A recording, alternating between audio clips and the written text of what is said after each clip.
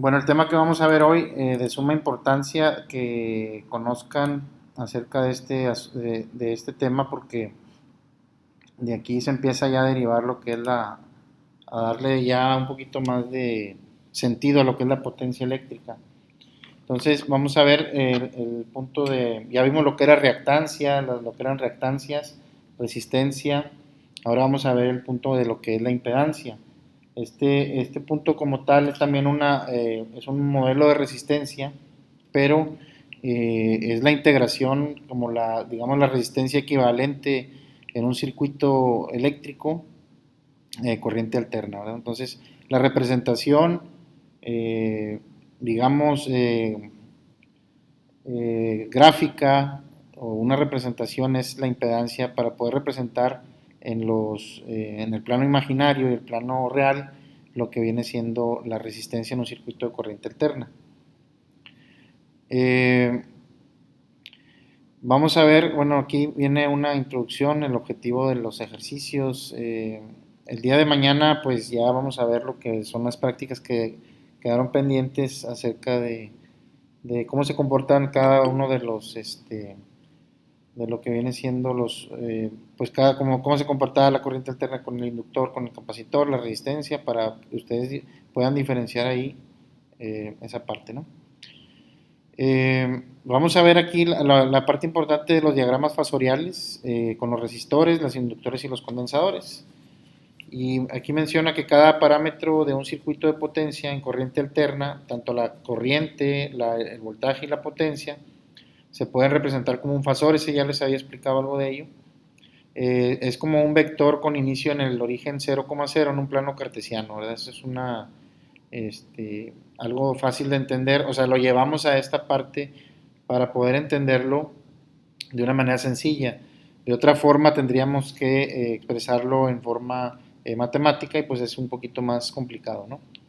Entonces la longitud del fasor está determinada en el momento dado por la magnitud de cada parámetro que éste represente, ¿verdad? Esa es mientras que la posición angular, o sea, la dirección de este fasor está determinada por tanto el ángulo de fase de cada parámetro. Ya hablábamos de tanto la corriente, el voltaje y la potencia están desfasados respecto a cada uno de ellos, y cada fasor representa un ángulo a los que van dirigidos cada uno de ellos.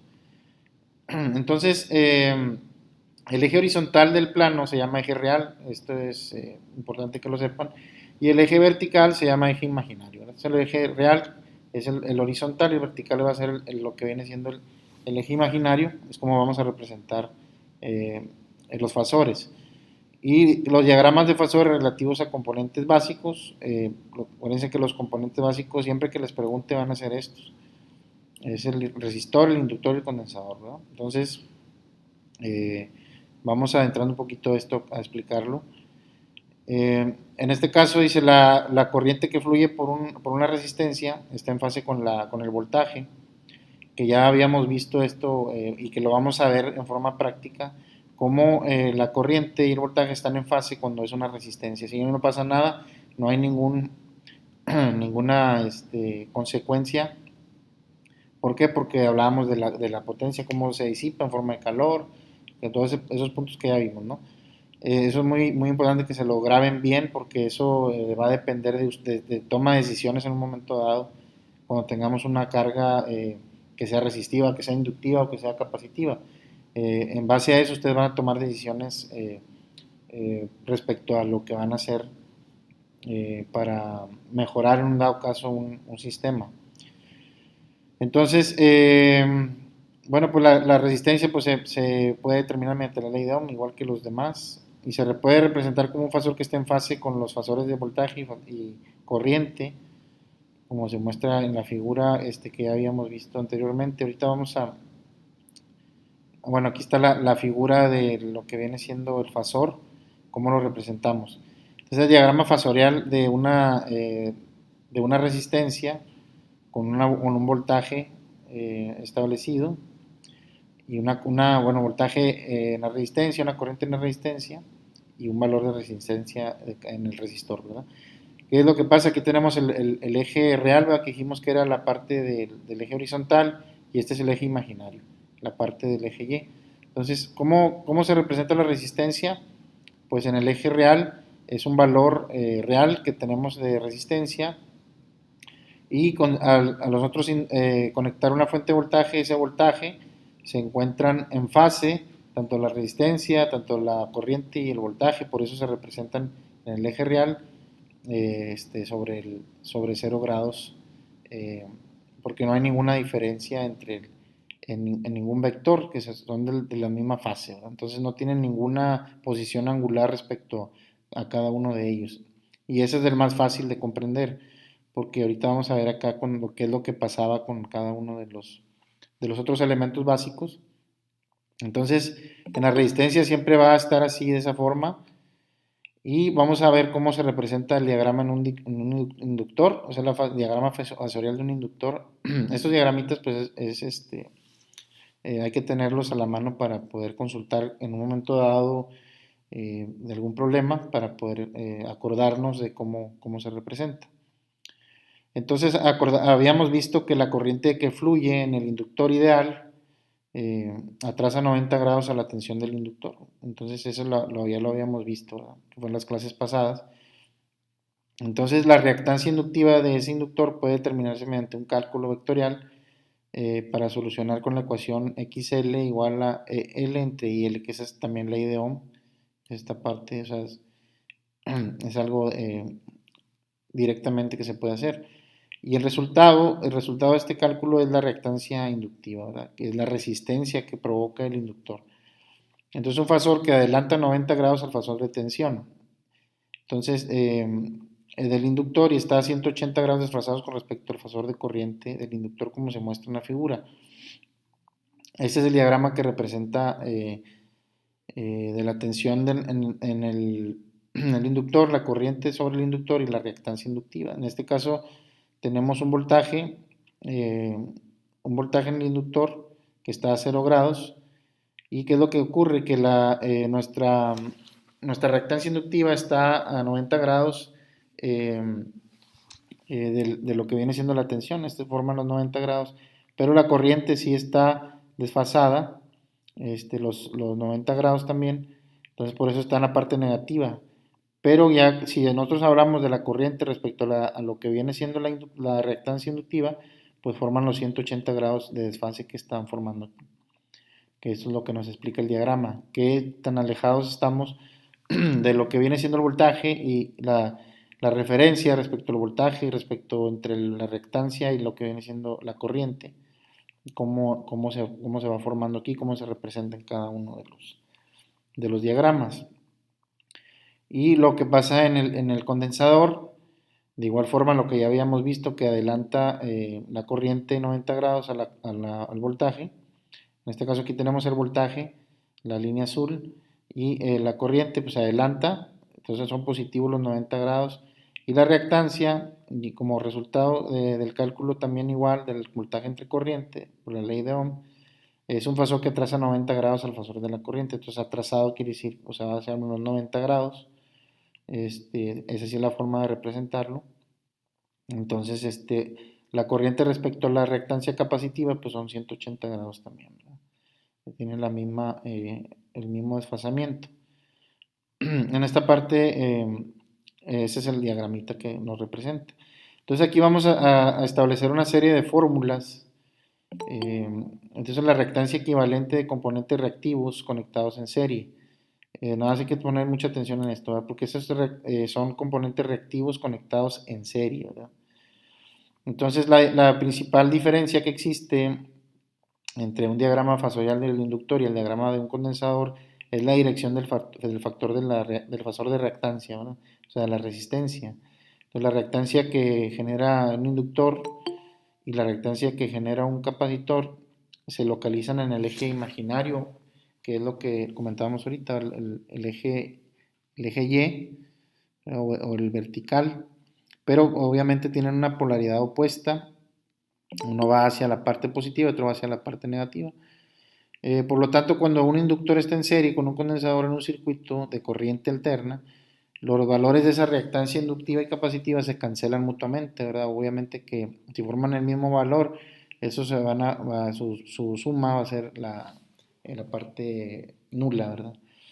Entonces la reactancia en este caso equivalente de un inductor y un condensador en serie está determinada por esta ecuación, que es la reactancia equivalente es la reactancia inductiva, parece que la reactancia inductiva es la parte positiva, menos la reactancia capacitiva. Entonces aquí está, a qué equivale cada uno de ellos, la reactancia equivalente tanto del inductor, esto se expresa en ohms, ¿verdad? Como ya sabemos. La reactancia inductiva del inductor expresada en ohms también y la reactancia capacitiva. Esta es la formulita que establece de acuerdo a los diagramas que estamos viendo. Entonces esta ecuación pues nos va a mostrar que el circuito de corriente alterna con un inductor y un condensador en serie, si la reactancia inductiva, en este caso pues del inductor, tiene un valor mayor que la reactancia capacitiva, pues nuestra reactancia equivalente viene siendo positiva, ¿verdad? Entonces, eso es lógico. Y en este caso, cuando ocurre esto, nuestra reactancia equivalente va a ser inductiva, ¿verdad? Cuando sea positiva, vamos a llamar a esto que equivale a decir que yo tengo una reactancia inductiva. ¿Por qué? Porque está ganando en este caso la parte inductiva, ¿verdad? En el caso contrario, pues aquí viene un ejemplo, eh, digamos que tenemos una reactancia de 300 ohms y un condensador en serie con 100 ohms, pues la reactancia equivalente del inductor y el condensador pues serían más 200, serían 300 menos 100, o sería 200 ohms inductivos. O sea, ¿qué quiere decir eso? Que pues obviamente que es una carga totalmente inductiva porque está ganando esta parte del inductor. El vector sería, en este caso, el fasor sería hacia la parte de arriba, ¿verdad? Entonces, lo que significa que el inductor y el condensador conectados en serie son equivalentes a un solo inductor, o sea, podemos equivalerlo a un solo inductor, ¿verdad? Y el condensador conectado en serie son equivalentes solo a un inductor cuando la reactancia inductiva XL de 200. La onda senoidal, en este caso, que fluye por los componentes reactivos, atrasa los 90 grados a la onda de tensión de lo que viene siendo el voltaje a través de sus componentes. ¿Por qué? Porque es totalmente la carga reactiva. Entonces aquí podemos observar el diagrama de un circuito de corriente alterna en serie compuesto por el inductor y el condensador y que tienen una reactancia inductiva equivalente. En este caso, esta parte verde es la formulita que veíamos ahorita de la equivalencia entre la parte de la reactancia inductiva menos la reactancia capacitiva, ¿verdad? Y esta es lo que viene a formar parte del diagrama y cómo se representa. Y la parte de lo que viene siendo la parte inversa, ¿verdad? ¿Qué pasa cuando eh, es mayor la reactancia inductiva, ¿verdad? Cuando es mayor esa reactancia inductiva en el inductor y la reactancia equivalente es negativa y se dice que es en este caso capacitiva. En el ejemplo que podemos mostrar aquí, si nosotros tenemos un inductor con reactancia de 150 ohms y un condensador de 250, pues nuestra reactancia equivalente sería menos 100, ¿verdad? Porque son 150 menos 250, pues serían 100, ¿verdad? O podemos llamarla, podemos poner, por ejemplo, el menos 100, en este caso podemos ponerla como menos 100 o podemos ponerla 100 capacitiva, ¿verdad? Esto es igual, si lo ponemos negativo significa que es capacitivo o le podemos mencionar que es 100 pero es capacitivo. Entonces eso significa que el inductor y el condensador conectados en serie son equivalentes a un solo condensador con una reactancia capacitiva de 100 ohms. Eso es como podemos expresarlo, ¿no? Entonces la onda senoidal de corriente que fluye por esos componentes reactivos adelanta 90 grados. ¿Por qué? Porque es capacitiva, ¿verdad? A la tensión o voltaje a través de esos componentes. Entonces aquí mostramos la parte inversa del diagrama fasorial de un circuito de corriente alterna en serie compuesto por un inductor y un condensador. Entonces aquí está la formulita, ya nos quedaría hacia este lado, que serían los menos 100, la representación de los menos 100 o los 100 capacitivos. y esta sería nuestra representación fasorial, pero siempre y cuando estén conectados en serie. Vamos a ver qué es lo que ocurre después cuando hacemos con las combinaciones entre resistencias y esa impedancia de los resistores y los inductores y condensadores conectados en serie. Estamos hablando de conexiones en serie. Entonces, cuando hablamos de ya cuando forma parte también del circuito un resistor y un componente reactivo, todos los componentes, cuando hablamos de componente reactivo, estamos hablando del inductor y del condensador, o del capacitor y la bobina. Y ¿qué es lo que ocurre cuando se conectan en serie? Entonces, esa oposición total al flujo de la corriente en el circuito se denomina impedancia, que es lo que les mencionaba ahorita. Se representa con la letra Z y es igual a la suma vectorial de la resistencia en el resistor y la reactancia de cada componente reactivo, en este caso del capacitor y la bobina. Y aquí mostramos el diagrama fasorial de la impedancia en un resistor inductor conectado en serie. Estamos hablando de que aquí tenemos un valor de resistencia, tenemos un valor de una reactancia inductiva porque están conectados en serie, tal como es su representación.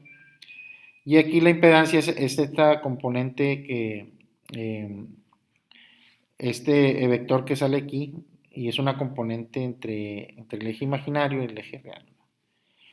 Entonces, ¿cómo podemos obtener este valor? Pues mediante esta fórmula, y lo vamos a expresar como z igual a la raíz cuadrada de r cuadrada, que viene siendo esta parte, más la x cuadrada, ¿no?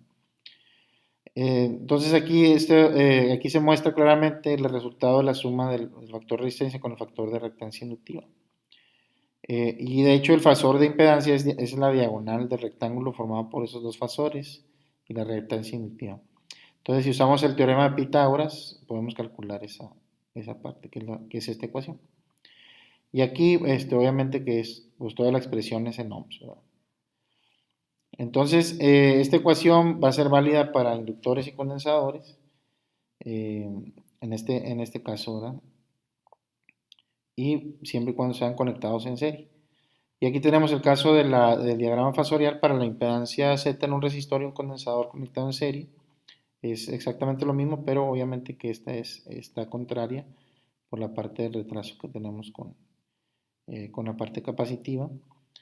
Entonces aquí cuando se conecta un resistor en serie con más de un componente reactivo, es necesario calcular esa reactancia equivalente. Bueno, ya cuando tengamos las dos partes, ¿no? Tenemos que sacar primero el equivalente antes de calcular esa impedancia, ¿no?